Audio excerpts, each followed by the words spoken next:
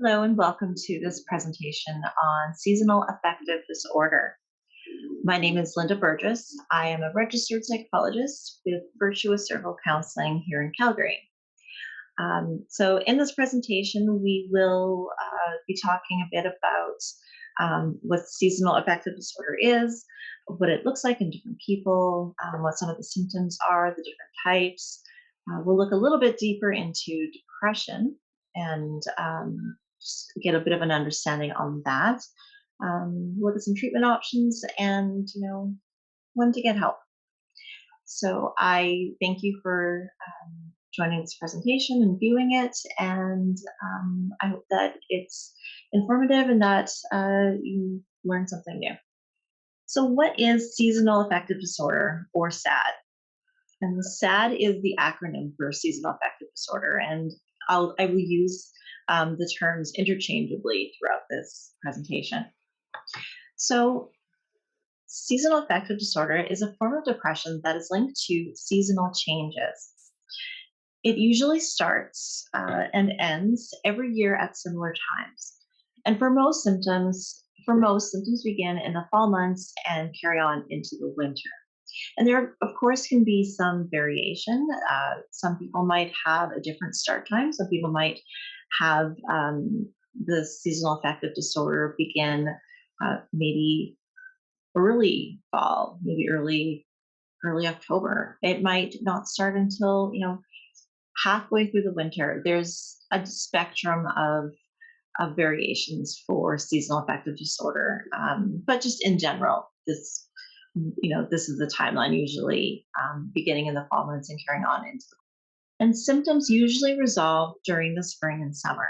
So usually by the time it gets a little bit sunnier, days are longer, symptoms start to alleviate, and if one has seasonal affective disorder, they tend to feel a bit better. So in the general population, the estimated prevalence of seasonal affective disorder ranges from 1.5% to 9%. Seasonal affective disorder is complex, and it can be caused by several factors such as genetics, environment, biology, and psychology. And it's not completely known exactly what happens in one's body to bring on seasonal affective disorder. But the general theory is that the body's biological clock is disrupted by seasonal changes, and this can affect its ability to regulate mood, sleep, and hormones. So the body's biological clock is in charge of letting us know when to wake up and when to go to sleep. And it plays a part in regulating the regulation of various hormones and chemicals that are important for sleep, mood, and other important functions. So for our biological clocks to function normally, it depends partly on light. So it lets our body know that it's meant to be awake when it's light outside and that it's time for it to sleep when it's dark outside. And when daylight hours are reduced in the fall and the winter months, it can confuse and interrupt this pattern. And so a major factor in seasonal affective disorder is a proximity of one to the equator. So for people who live further away from the equator, they have a larger change in their amounts of daylight hours between the summer, which are long days, and the winter, which are short days. And the biological clock can be disrupted by this difference in daylight hours from the summer to the winter months. So, as you can see, the biological clock plays a significant part in regulating our body and the way we feel, our sleep, and that kind of thing. And so it is impacted fairly significantly by this change in the length of our days, the amount of daylight, and that kind of thing. So we're going to take just a closer look at the biological clock and just how what parts it impacts this disruption, and how it can make seasonal affective disorder come into play. And so disruption of the biological clock can cause an imbalance of important brain chemicals like serotonin. So all forms of depression are believed to be connected to changes in how the brain makes and uses serotonin. And serotonin is a neurotransmitter that helps to determine mood, impact mood, that kind of thing. Serotonin can help us to feel happier. It can help us to feel more calm and just feel a little bit. Uh, when we have enough serotonin, we generally feel like we're doing pretty okay. And so many types of antidepressant medications work by increasing the brain's available amount of serotonin. So for people with SAD, changes in seasons may cause serotonin imbalances. So that is one factor that plays into the way that the disruption can affect SAD. Another way that it can impact is it can cause the body's melatonin production to change. So melatonin is a hormone that's produced by the body that regulates sleep by responding to darkness. So the pineal gland secretes melatonin, and it's often suppressed by exposure to light. Fall and winter's decreased daylight hours may change melatonin production and cause symptoms such as fatigue and oversleeping. And melatonin will come up, throughout this presentation um, as a factor in why seasonal affective disorder happens. Another thing that is impacted by disruption to the body's biological clock is that it can cause vitamin D deficiency. So being directly exposed to sunlight tells our body to produce vitamin D, and we get most of our vitamin D that we need from the sun. So during the shorter winter days, our vitamin D levels may drop. Insufficient vitamin D levels may be more likely in people with seasonal affective disorder, which may be related to the depressed mood and depressed level of energy that comes often with seasonal affective disorder. So, how to know if you may have SAD? And so, there's varying symptoms from person to person, but typically these are the symptoms that show up when one may have seasonal affective disorder. So, one symptom may be low energy, feeling sluggish. People often describe this as feeling like they're moving through mud. Just everything seems a little bit harder. It feels just feels more challenging to do some of the things that used to be simple. And the energy is much lower, which also is part of the reason why everything just feels harder. Another symptom is feelings of hopelessness, guilt, or worthlessness. And so we'll talk a little bit later in this presentation more about depression. But this is a common uh, symptom of depression. So feeling just a lack of hope, feeling like there's low worth, and just feeling guilty for many things that really are not worthy of feeling guilty of, that are just excessive and not something that's your responsibility. Another symptom is feeling sad or down for much of the day and feeling this way nearly every day. So again, another thing that we'll talk a bit more when we get to the section on depression, but a common factor in any depression and seasonal affective disorder is that constant feeling of being sad or down for almost the whole day and almost every day. So that consistency that comes with it, just feeling like it never really lets up.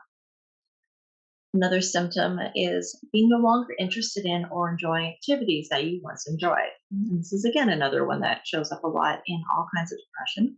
Um, so when you're noticing that you are no longer some things that used to bring you a lot of pleasure or that you used to be excited about that you're no longer interested in, or when you do these activities, it isn't enjoyable. It might seem, especially with the low energy, it might not even really seem worth your time. Another symptom is having difficulty concentrating. And so mental confusion can come with depression, and it can be, it might make it more challenging to focus on works, school, just even daily tasks, and that can be a really frustrating aspect. Another symptom is oversleeping. So noticing that you're sleeping too much, noticing that you're sleeping a lot more than normal, taking more naps than you ever would have before, sleeping longer, going to bed earlier, those kinds of things where it's an excessive amount of sleep for what is normal for you. Another factor is symptom is weight gain. And so overeating, craving for carbohydrates. Um, and this occurs a lot with fall and winter SAD, where the body wants to eat a lot of carbs, and with all that overeating will often come weight gain. And then another important symptom is experiencing thoughts of not wanting to live. And so, of course, not everyone who feels depression or seasonal affective disorder will experience this, but this is one that you don't want to ignore. And so, if this is something that is coming up for you or for a loved one, you definitely want to, reach out to your family physician, reach out to a mental health professional, reach out to friends or loved ones, um, and just making sure that you are taking care of yourself. Towards the end of this presentation, we'll have some numbers of some crisis resources that you can reach out to if this is showing up for you. So just taking a look here at risk factors. And so some risk factors for seasonal affective disorder, just here list of some of the most at-risk groups. So seasonal affective disorder is diagnosed 4 times more in women than in men. So it typically occurs in younger adult women. And women who do shift work, like nurses or other healthcare workers, are at an increased risk of seasonal affective disorder, since they make up for lost hours of sleep by sleeping in the daytime. And so when the sun is shining and they're just not getting that sunshine. Those who live farthest from the equator are also more at risk for developing seasonal affective disorder. So SAD is more common in areas that are far north or south of the equator. People with a family history of seasonal affective disorder or other types of depression. So there can be a genetic component to depression, and this can also cause family members to be a little bit more vulnerable to depression. Just because when they have a depressed member in their family, that can often make things a bit more challenging. And also, parents that have depression often parent differently, and so children with parents with depression may be a bit more vulnerable as well. Another most at-risk group are people with clinical depression and bipolar disorder. So having had one type of depression can make a person more vulnerable to other types of depression, so a subset type like seasonal affective disorder. And then younger adults are also most at risk for seasonal affective disorder. So when do symptoms occur? And so symptoms often occur during late fall or early winter. And as I said, there's a spectrum of when this happens, but typically that tends to be when it is, when those days are getting particularly short, and the nights are getting particularly long. And the symptoms usually go away during spring and summer as the days become sunnier and as the days get longer. And then, although less common, some have seasonal affective disorder with the opposite pattern and symptoms starting in the spring or summer. And we'll talk a little bit about this shortly. But it's also often known as reverse SAD or spring or summer SAD. For both types of seasonal affective disorder, whether in the fall, winter, or the spring and summer, symptoms may be mild in the beginning and can become worse as the season progresses. So, seasonal affective disorder symptoms in fall and winter. So some symptoms for fall, winter, SAD are feeling tired or low energy, changes in appetite, weight gain, and oversleeping. And again, taking this back to what we talked about a little bit earlier, so the changes in melatonin production, some of those cravings that come for carbohydrates, the tendency to oversleep. This all plays in for fall and winter SAD. And then symptoms, seasonal affective disorder symptoms in spring and summer. So, seasonal affective disorder in the spring and summer looks different, a lot different than it does for the fall and winter. And so it has, some of the symptoms are largely opposite of what the winter symptoms are. So, for spring and summer, SAD, the symptoms are insomnia or difficulty sleeping, rather than the winter version, which is sleeping maybe too much. A symptom of spring and summer SAD is loss of appetite. So, having trouble eating, finding it difficult to have an appetite. Again, opposite of the fall winter version. People with spring and summer seasonal affective disorder can experience irritability. They can experience anxiety or agitation. Sometimes I've heard it described as almost as though, the person's nerves are raw and everything bothers them. And then they can also experience restlessness. So just feeling like they can't settle, feeling like they should be doing something, but they can never really satisfy that urge.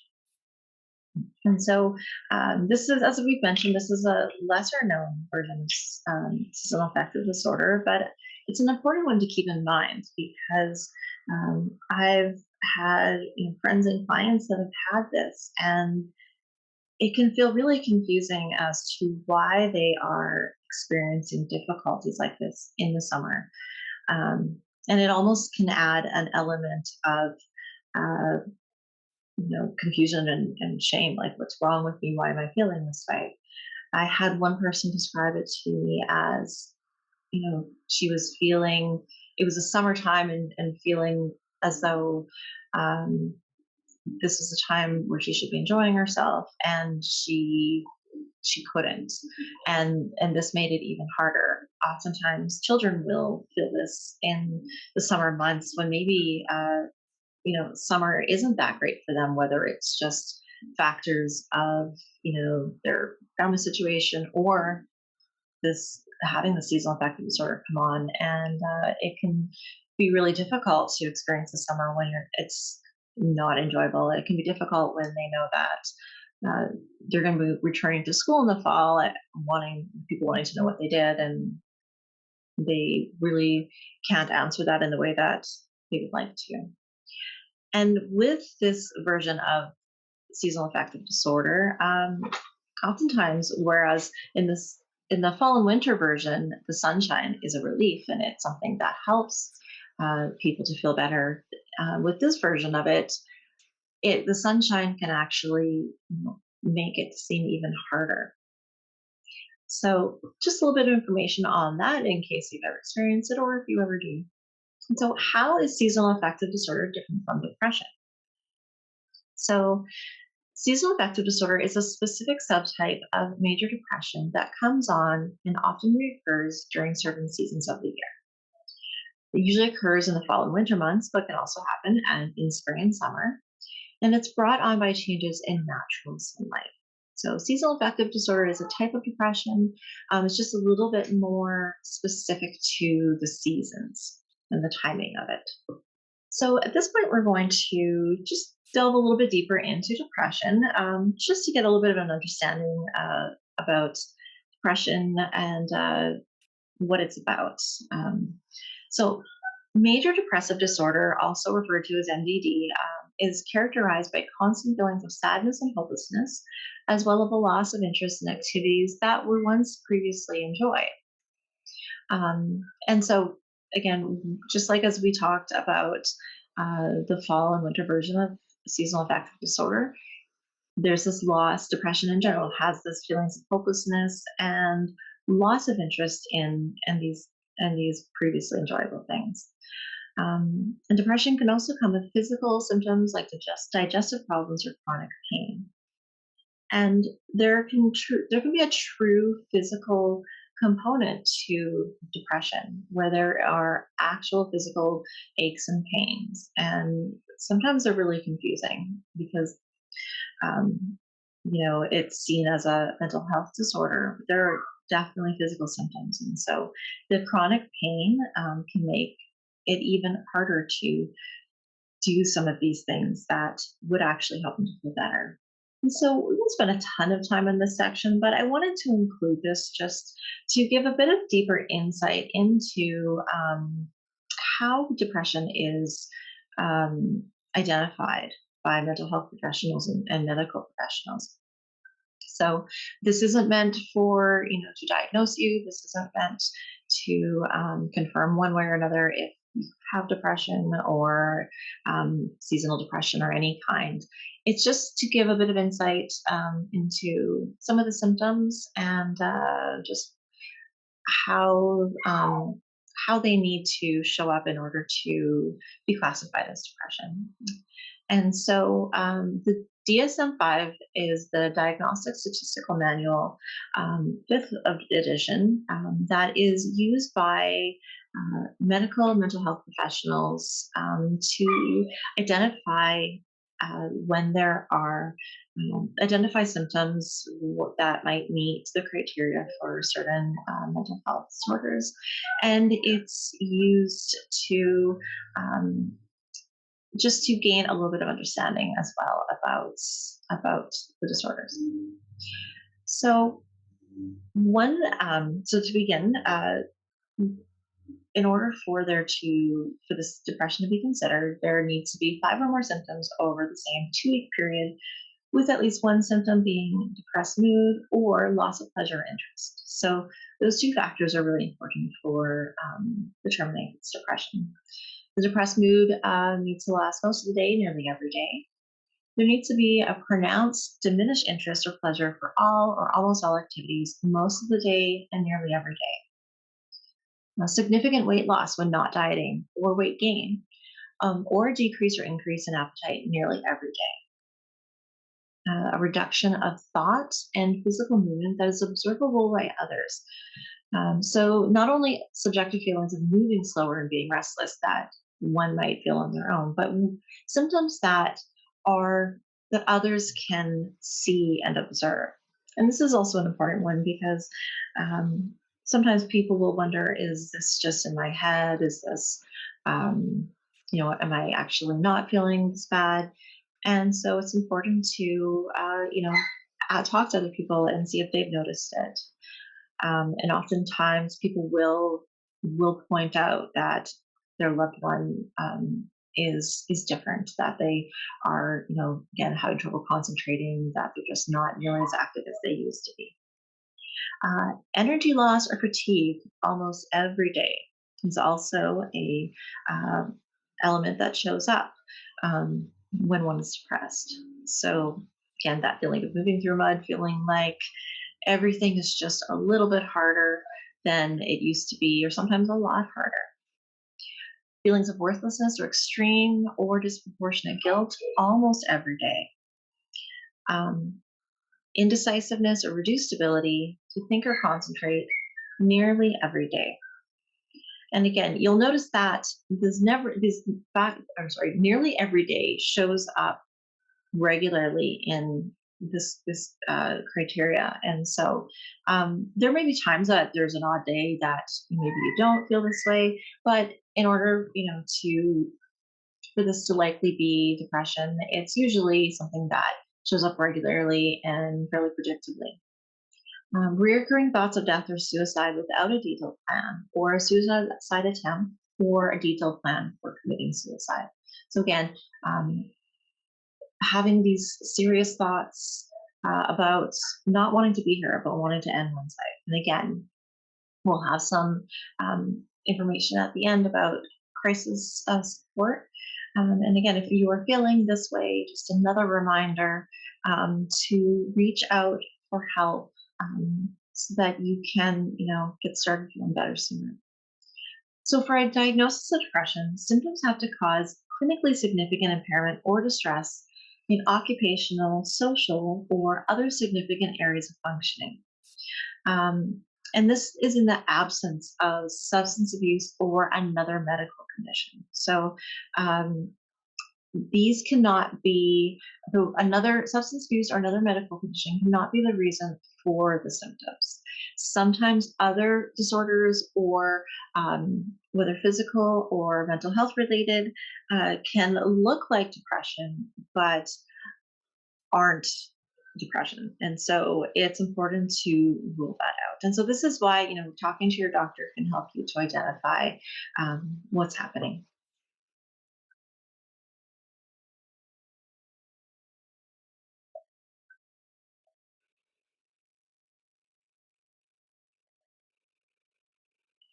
So this just gives a bit of a visual image for some of these signs and symptoms of depression. So again, persistent feelings of sadness, loss of interest in activities, trouble sleeping or oversleeping, appetite or weight changes, feelings of fatigue or decreased energy, difficulty thinking clearly or quickly, irritability, frustration, or pessimism, physical aches and pains, and then recurrent thoughts of death or suicide. And so you don't need to have all of these, but some of these symptoms, if you have some of these symptoms consistently, uh, this is definitely worth a conversation with your family doctor. And what can depression look like? So oftentimes people will ask, what does depression look like? And it's important to recognize that depression can look different for different people, different genders, different age groups. So we'll take just a closer look at that right now.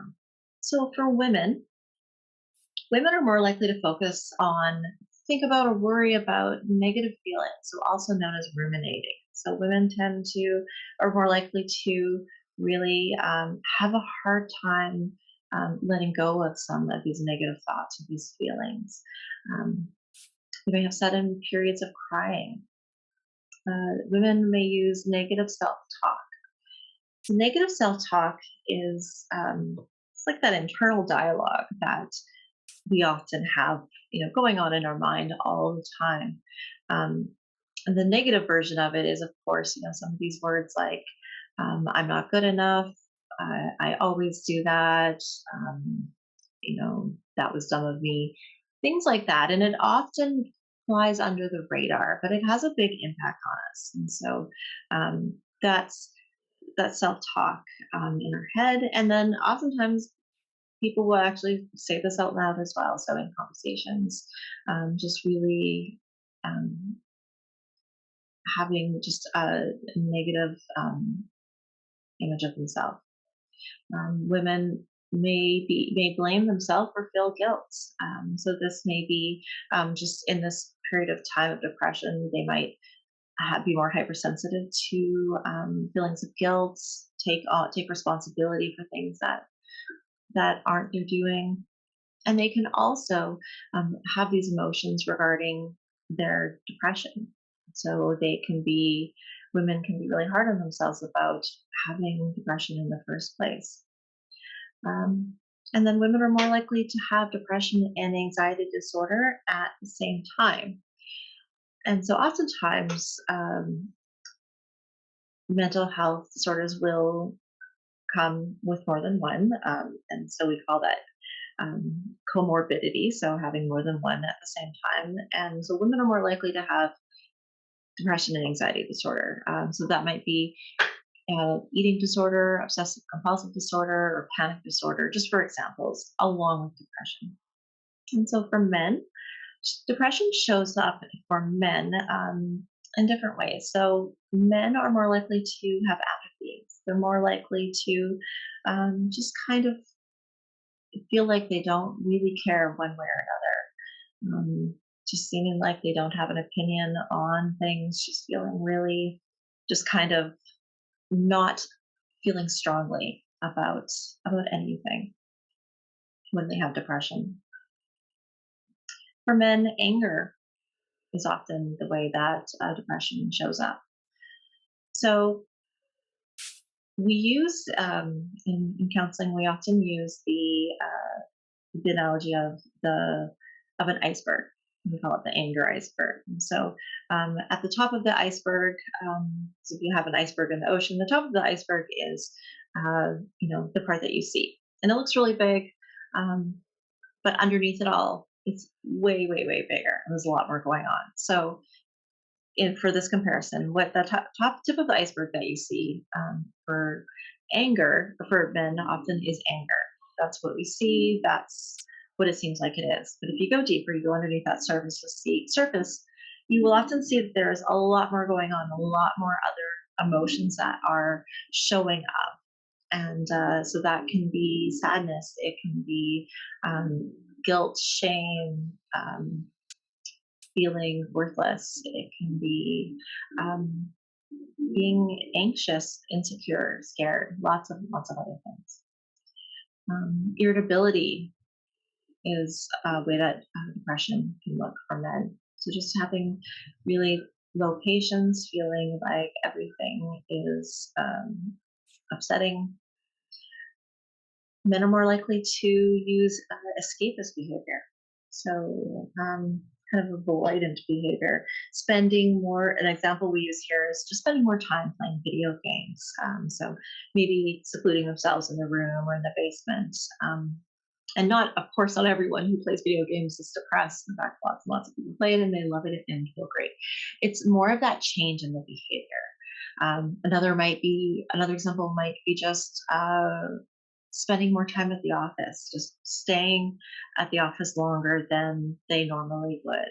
So kind of like avoiding the home life.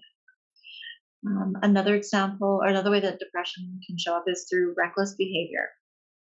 So this might be an example using alcohol or other substances in unhealthy, unsafe ways. So for younger people, um, although the average age of onset for major depressive disorder is 32, children and teens can also experience depression.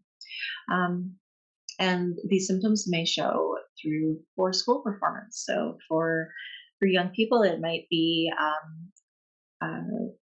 having, failing grades or just not putting the efforts into school that they used to put into, and suddenly, in a way that is noticeably different.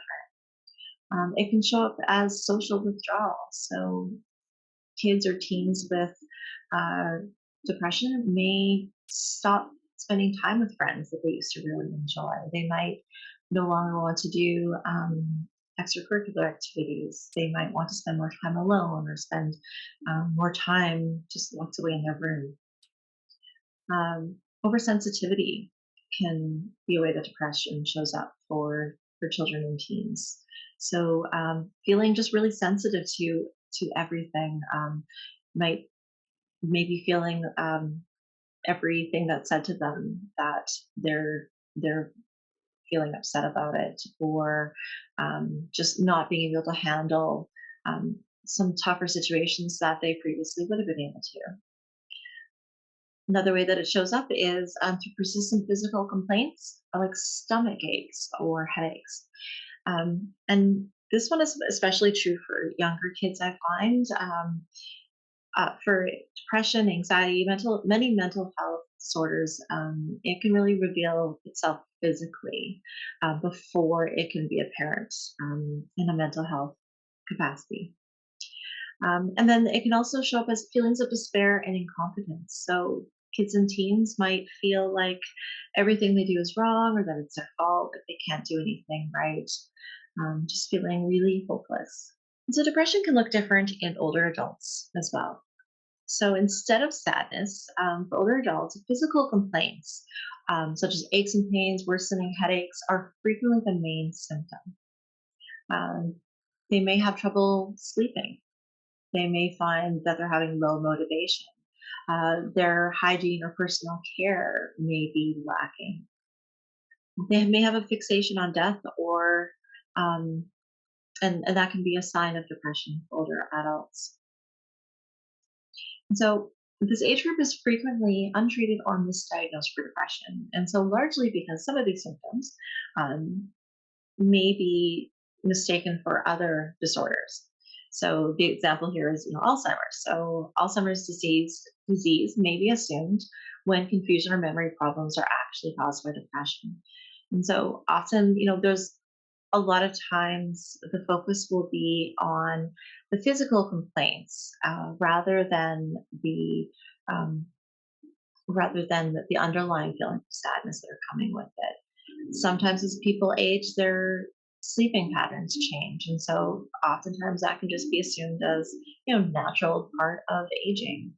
Um, And low motivation, some people assume that older adults just slow down a bit. And sometimes that's true. And sometimes it's actually related to depression.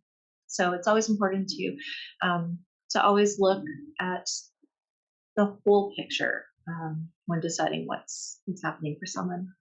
Taking this back to the focus on seasonal affective disorder exclusively, some treatment options for SAD.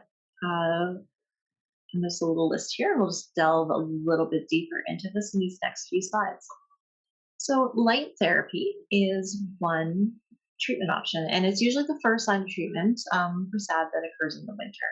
So, because we don't get enough sunshine in the winter, and we can be vulnerable to seasonal affective disorder because of that, um, using a device to replicate the sunshine can be helpful. So it can be helpful on its own, or it can be used along with other therapies. So you can use it with a conjunction of therapies. So light therapy is usually takes place in the form of a special lamp or a box that gives off a bright artificial light that's intended to mimic natural sunlight. So one will sit in front of the light for a certain amount of time. And for winter SAD, they will do this every day, usually beginning in the fall until symptoms go away in the spring. And again, it's the start time of it varies, but I have one of these, and it's a nice light to have, and it's just you can just kind of view it as a lamp, have it on a few hours a day, and it really isn't. It's not an unpleasant experience. So you don't need to look directly at the light. You can do other things while still benefiting from the treatment. So you can just have it on in front of you. It needs to be a certain distance away from you, but and your eyes need to be open in order to get the effects. But you can be doing, you can be reading, you can be eating a breakfast, you can be doing some other things. You can just be relaxing, and you can still be getting the benefits. And so, the light therapy process replicates the effects of sunlight. So, and assists in resetting the body's biological clock. So, taking this back to again the biological clock, using light therapy, it exposes us to additional sunlight, the sunlight that we're missing from the natural sun, and it can help to create some stability in the body's biological clock, and it can stabilize the balance of serotonin and melatonin production. So remembering that the pineal gland secretes melatonin. It does it less when there is more exposure to light. So if we have that light exposure, then it's more likely that we will have less melatonin, and the idea is that we'd be less sluggish, less sleepy, and we need less nap. So another line of treatment can be antidepressants. And so antidepressants can be helpful for preventing seasonal affective disorder and those who experience annual depression that is predictable. So when one has had an experience with seasonal affective disorder in the past, they know that it comes back at a certain time. Antidepressants may be a helpful option. So when seasonal affective disorder reoccurs every year, your doctors may recommend that you start taking antidepressants before symptoms typically arise. So that might be, taking it a few weeks before you have in the past noticed that you weren't feeling as well as you used to feel. So for winter seasonal affective disorder, it's believed that antidepressants work through keeping sufficient levels of different neurotransmitters in the brain, such as serotonin. And so there's only been one antidepressant that's been approved specifically for preventing seasonal affective disorder, and that is bupropion, extended release form, and the name brand of that is Wellbutrin. And then there's other types of selective serotonin reuptake inhibitors, so SSRIs, antidepressants that may also be helpful with SAD, and there are other ones that are commonly prescribed. And it's important to remember that it can take several weeks to see full benefits from an antidepressant. So it's always essential to not stop if you aren't feeling better after a few days, after a couple of weeks, to stay the course that your doctor prescribed or your psychiatrist has prescribed, so that you can know if it's giving you the full benefits of what you need. And then, of course, you never want to stop taking an antidepressant without being managed properly by a physician. So vitamin D supplements are another possible option. So as we talked about earlier in the presentation, the decrease in sunlight means that we don't get as much vitamin D. And some people are more vulnerable. Well, we're all vulnerable actually to deficits in vitamin D in these months, these winter months that right now in January we're currently in. So vitamin D supplements could help. So while the supplements haven't been proven to treat or prevent SAD, supplementing with vitamin D may help, and it's certainly a discussion that can be worth having with your doctor about whether it's right for you. And psychotherapy. So working with a mental health professional. Oh, sorry, that was my cat jumping in. Working with a mental health professional can help you to treat, manage, and reduce symptoms of seasonal affective disorder. So they can help you with learning healthy ways to cope, such as scheduling activities that are meaningful and enjoyable. So this is something that many therapists will do with clients. Is they will, when depression is involved, they will work together with the client to determine what some activities that are enjoyable and pleasant and meaningful that they can build into the person's day. So into those difficult parts of the day, bringing these pleasant activities in can be helpful. And so this can be things to, maybe help if there's a period of day that's really sluggish for you. You might do something here that just before that helps you to maybe feel a little bit more energetic, or to helps you to feel a little bit, just a little bit happier. This can be done through music. It can be done through visits with people, walks, all of that kind of stuff. And there's many helpful therapy approaches. So there's lots of approaches that work, and I mean, they all work to some degree. It often just really depends on the person. And we know from research that the number one predictor of success in therapy for clients is the relationship with their therapist. And so having a relationship with your therapist where you feel safe, where you feel like you can, where you're heard and that you can really grow together is the most important factor. So one type of therapy that is commonly used in general, but especially for seasonal affective disorder and depression, is cognitive behavioral therapy, or CBT. So cognitive behavioral therapy, it uses thoughts. It looks at thoughts, it looks at behaviors, and identify some of these challenging thoughts, these negative thoughts,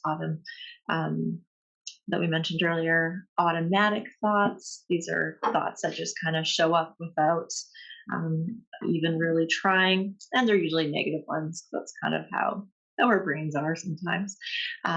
Identifying these thoughts, working on ways to change them, challenge them, replacing with healthier, more balanced thoughts. And so that can be a good option for therapy for seasonal affective disorder. Psychotherapists can help you notice your negative thoughts and behaviors that contribute to your depression. Another thing that can be helpful in counseling with therapists is stress management work. So, especially in these times, these weird times that we're in, stress management needs to be a priority for many people. There's a lot of difficulty in work-life balance and just dealing with some of the ups and downs that are part of our life right now. And so finding ways to cope with stress, finding ways to release stress, relieve it, and to uh, bring more pleasant activities into your life, more self care, maybe more exercise, that kind of thing. That can be really a big part of feeling better. And then therapists can help you develop healthy behaviors such as better patterns of sleep and more physical activities. So again, talking with your therapist about, your sleep, what works and what doesn't work, physical activity, all of these things can help to make things a little bit better. And it's definitely worth reaching out to a mental health professional to help you on this journey. And so there's lifestyle changes that can also help.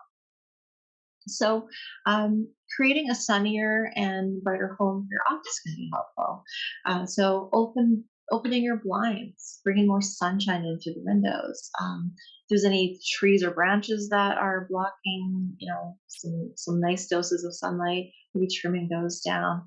Um, if it's an option, bringing some skylights into your home, bringing using curtains that are light and airy, and then sitting close to bright windows while at home or in the office can be really helpful.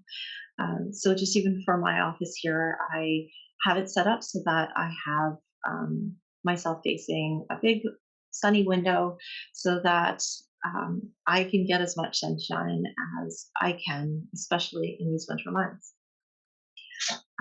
Making a point to get outside more can be really helpful. And so I know it's right now it's January, it's cold. In Calgary, things change regularly. So there's definitely we're lucky that we have here more opportunities to get out on warmer days.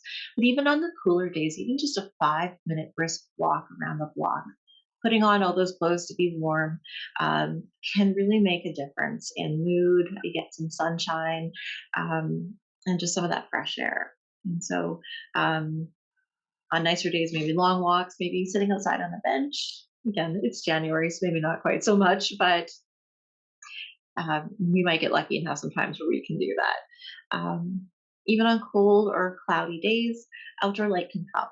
And so, especially if you spend some time, 2 hours, within 2 hours of getting up in the morning. So, spending some time outside within those 2 hour period can make a difference. Getting regular exercise. So, physical activity can help relieve stress and anxiety. And stress and anxiety are both things that can increase seasonal affective disorder symptoms. So, regular exercise can be a really important factor in feeling better. Your mood can also be lifted by just being more fit and feeling better physically. And so, physical exercise is one of those things that I recommend to all my clients. It's just something that uh, really can have such a big impact on the way that we feel. There's been a lot of research behind this that has found that um, regular exercise can be just as effective, and sometimes even more so than antidepressant medication. The benefits of exercise really can't be stated strongly enough. And so when we feel depression in any form, it can be more challenging to exercise. Sometimes it can feel exhausting just to brush our teeth. And so you start with baby steps. You don't start off by planning to run a marathon. You might just it might just be parking further away from your office if that helps, so that you get that walk. It might be going for a walk just around the block once, maybe 5 minutes with a friend. It's nice, or playing some music while you do it. There's lots of ways that you can make it enjoyable. But I make this a big part of my life because of the mental health benefits that it brings. So I always recommend it to every client and every person I talk to. And then another thing that can help is creating healthy sleep patterns and behaviors. And so, it's hard to be our best when we're not getting enough sleep or when we're sleeping too much. And so, creating some patterns that help us to have consistency in our sleep can be really helpful. So that can be, going to bed and waking up at the same time each day. Um, and this can be especially important for in seasonal affective disorder that begins in the fall and winter. It's really important to work on reducing or eliminating napping and oversleeping. And I know that's hard when if you're not sleeping very well during the night, or then it starts early and you're more susceptible to feeling tired. Um, but the more that you can keep sleep to a certain time of day and rather than breaking it up all day. Naps are wonderful, don't get me wrong, but it just getting yourself, it's really important to get yourself back on that pattern of just consistent sleep. And then also healthy sleep patterns and behaviors are also about sleep hygiene. And so that is, making sure that yeah, you go to bed and wake up at the same time each day, making sure that your bedroom is a peaceful place for you, making sure that it is somewhere that you feel good going to sleep. Walking in the room might make you feel sleepy just alone. So it's important to, the bed should be for sleep and for intimacy, and that should be it. So resisting the urge to do work in your bed, resisting the urge to bring homework into bed, eating, that kind of thing, just really keeping it as that, just that little oasis of sleep. And then along with that, with these healthy patterns and behaviors, of course, comes leaving the phone out of the room if possible, or not going on the phone close to bedtime. And I know it's hard for everyone. It's hard for me, but it really does make a difference when you can uh, avoid that exposure to that light from the phone, and just going on. And it's the things that we do before bed are often, checking social media. It's helping, it's waking up the mind rather than helping it to want to go to sleep. So if you do have your phone, maybe just playing some relaxing music on it, those kinds of things that are just conducive to sleep. And when to get help. So whether the version that you have of seasonal affective disorder is mild or severe, most people with seasonal affective disorder will benefit from some treatment. And any type of untreated depression brings an increased risk of developing into a more serious form of depression. And so that's true of any kind of depression. So so that's the reason why, you really, it's important to, not just hope that it gets better, but to, just to do a checkup about it, making sure um, that if you're doing, there's things that you're not doing that you can do them, and just to have those extra tools. So both mild or more severe symptoms warrant a visit with your primary care physician to rule out other physical causes of depression. And if getting this checkup may also help to, prevent future sessions of seasonal affective disorder. And then, of course, working as well with a mental health professional who can help you assess your symptoms and work with you towards goals to feel better if and when SAD does arrive. And so this year are some crisis resources for Calgary. So, there was some talk about, some one symptom that comes with depression is sometimes feeling like wanting to end your life or not wanting to be here. And so these are some great resources to reach out to. So the Distress Center of Calgary has a crisis line that's 24 hours. You can call any time of day. You can talk.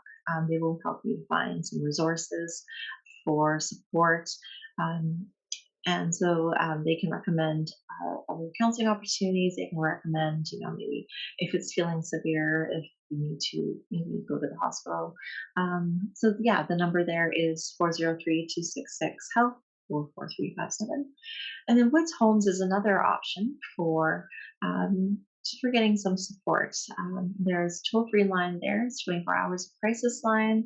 It's also 24 hours, and then they have a crisis text and chat support. Um, and so these are, more when you're feeling like you need help right now. And so it's really important to reach out, get that support that you need. And then there are also lots of wonderful mental health professionals in the city that can offer support for seasonal affective disorder, depression, and just a whole other host of mental health struggles that that show up for us. And this time of year is especially difficult for people in Calgary that are sensitive to seasonal affective disorder. The days are long, it's cold, it's January, the holidays are past. So it's it's really important that you reach out for help if you're struggling. It's it's a really strong thing to do, in my opinion, to say that you need some extra support. And also identifying support that exists already within your network. So, of course, your family doctor, friends, family, loved ones. And this here is just a disclaimer about the presentation. And then here's some references just about where I got some of my information that I included in the presentation. So I hope that this was helpful. I hope that maybe there was some new information that you learned.